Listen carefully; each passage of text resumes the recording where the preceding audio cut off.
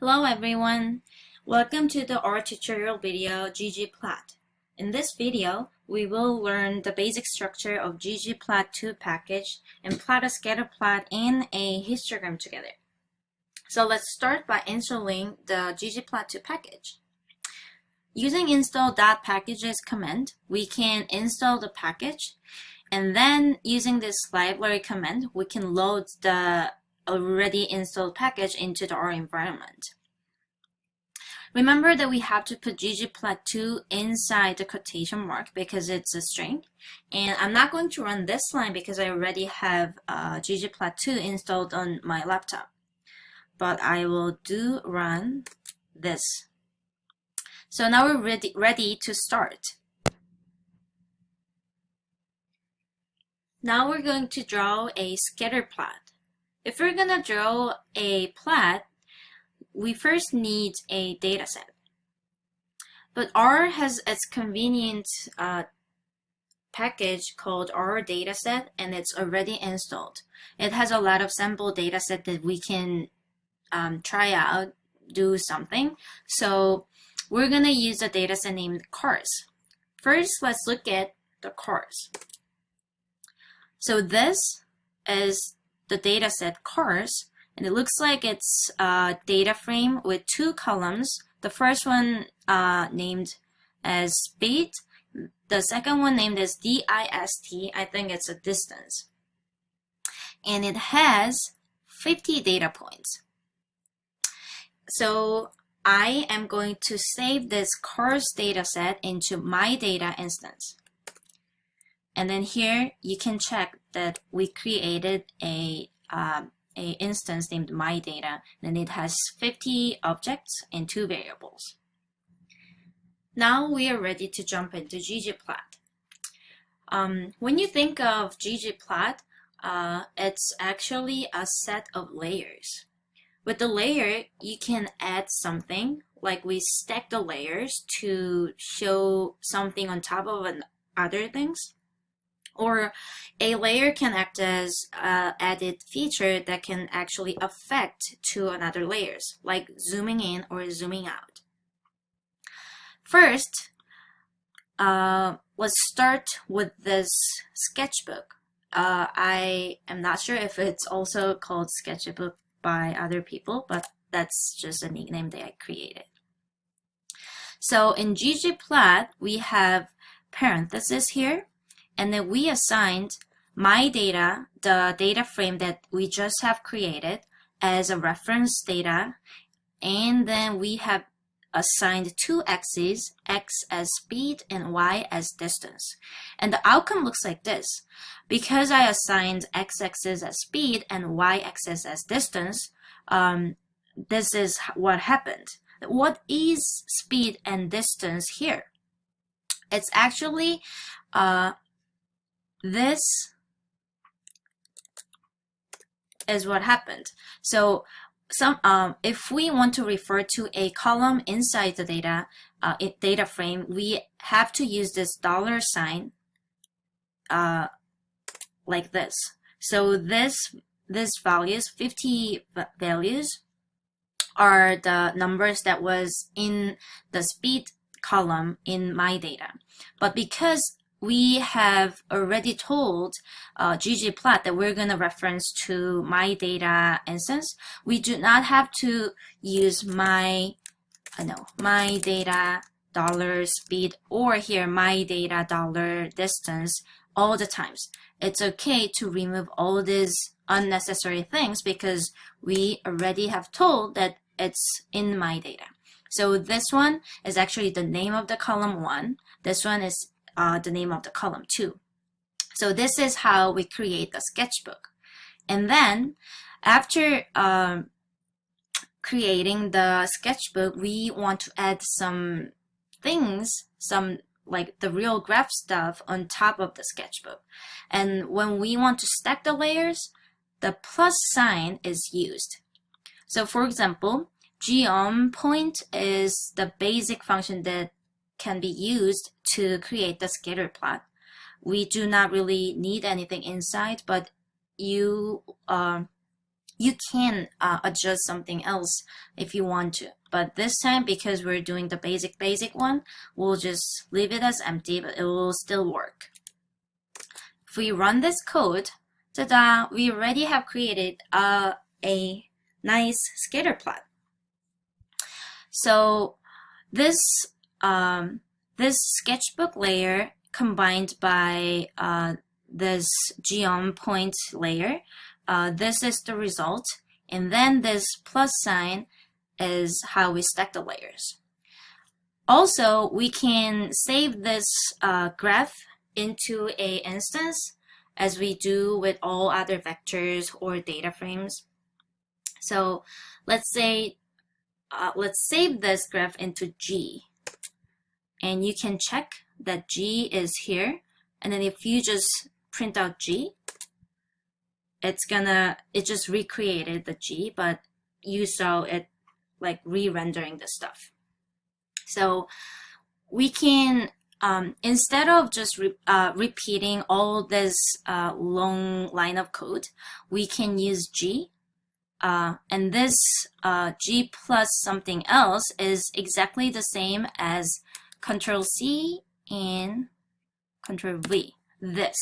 But then this is too long, right? So that's why we may want to save a plot into some instance and then recall it when we need it again. So here I am going to introduce you to a special type of layer that's not physically stacking on top of other layers in Sketchbook, but this will change something of the previous layers. So coord, Cartesian, means coordination, and then we can set the x-axis limit and y-axis limit so that we can zoom in or even zoom out. Let's see what's happening here. C1015 is just a column vector consists of two numbers, 10 and 15. And by assigning xlim as a this column vector, we're saying that we will set the x limit as the lower bound as 10 and the upper bound as 15. So what this is doing is it's gonna show, it's gonna make the x-axis this way. So it's gonna show only the plot between the speed greater than 10 and less than 15. Likewise, we can assign the y limit as 25 and 50, which is this one. So as a result, we expect to see something like this box, but then it's gonna be zoomed in. Let's see what happens. So I created GG, and if we render GG, it's this. Let's see if it was correct. Remember the composition of the dots here, right? So 1, 1, 1 is kind of looks like a triangle. We have some stuff on the bottom, and we have this triangle again, and then we have some stuff on the bottom. I think it's the correct one. So this is how we can draw the scatter plot and then zoom in or zoom out. Now we'll move on to the histogram. To make a histogram, I imported another data set called empty cars. So looks like it's also some other data set related to this many cars. But I did some research before I recorded this, and then it looks like this WT column. This column represents the weight of each car. So what we're going to do is to draw a histogram of the weight distribution of all these different cars. So let's start by saving empty cars into my data first. So I saved this data set into my data, and then we're gonna plot the ggplot.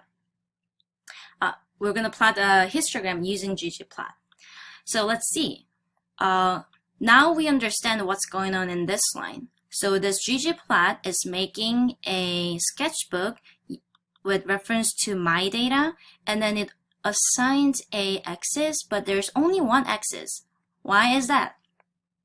Yes, because it's a histogram. We don't need x and y axis.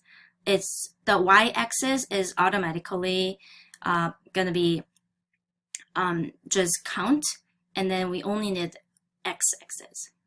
And then we add geom histogram, and that's the basic histogram command. Let's see.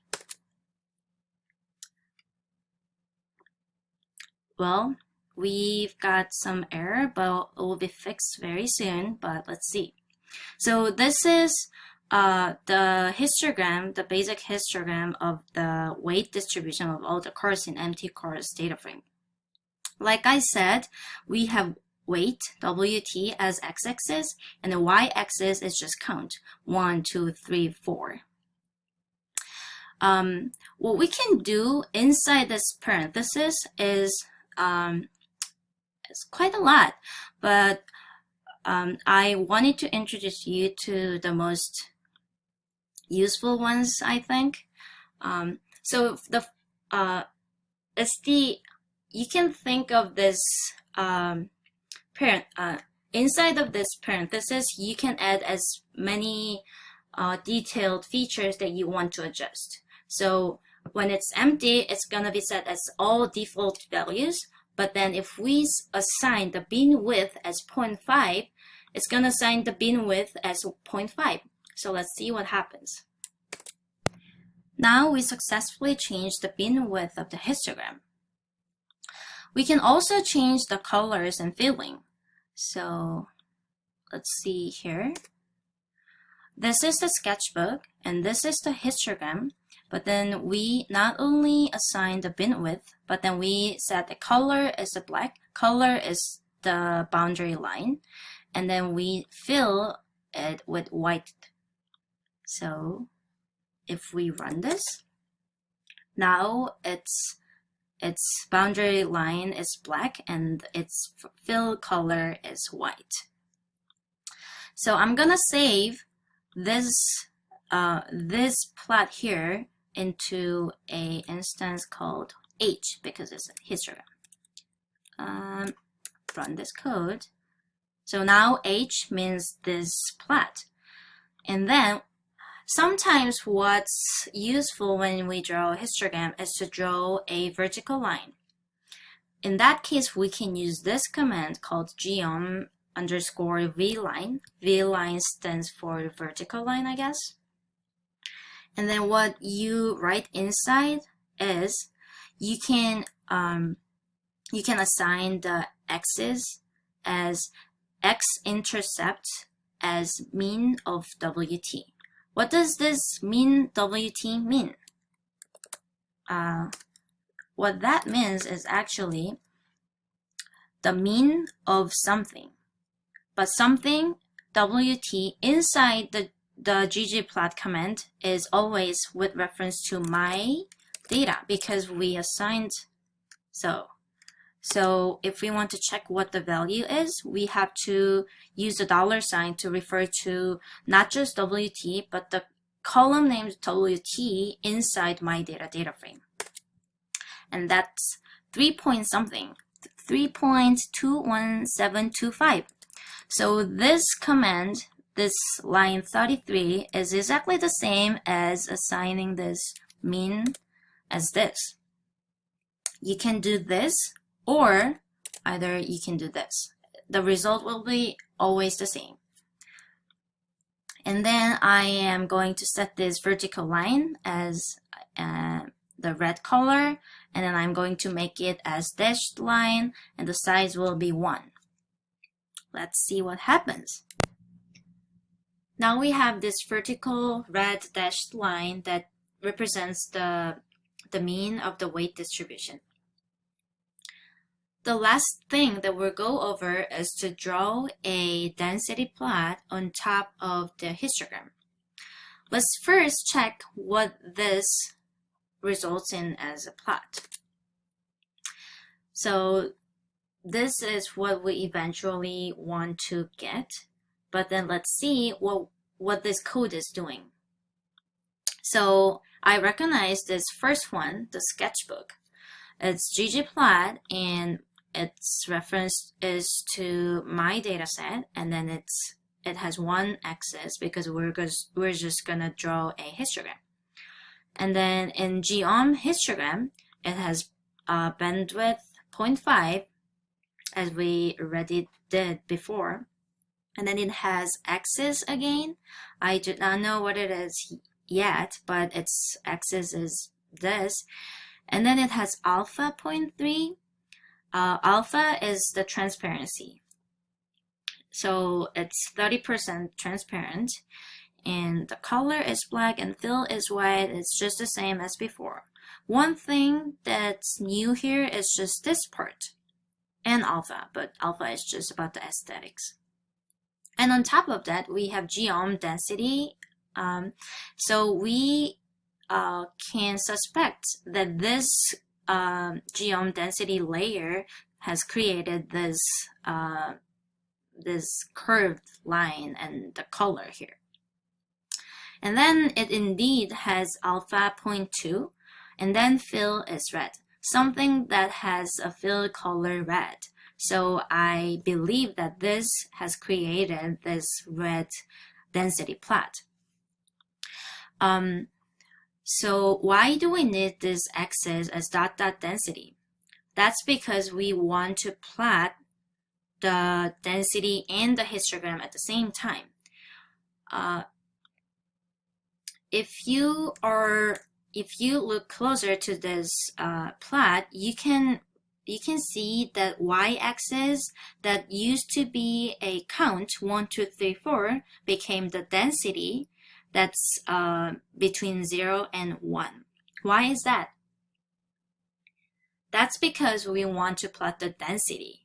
So this scale actually is matched to the density plot, and then density plot is, as you guys already know, has the area 1 under the curve. So that's why we had to rescale the y-axis to match the density. And that's why we have this y-axis as dot density dot dot. I do not know how to understand this dot density dot dot. I just remember that. So, and I think it's a recommended way just to remember that. Just feel it, just accept it, and remember it. So by adding this geom histogram and geom density layers on top of this basic sketchbook, we can create the density plot and the histogram plot on the same canvas. Great. So this is all for the ggplot tutorial video. And then just remember that ggplot is composed of all the layers, and then you use plus sign to stack the layers. And then for each layer, inside the parenthesis, you can add all the features, adjust the color, and then you can search so many things that you can change. That's even if that's not introduced in this one video. So good luck for your study, and I hope this video helped you get started with ggplot package. Thank you.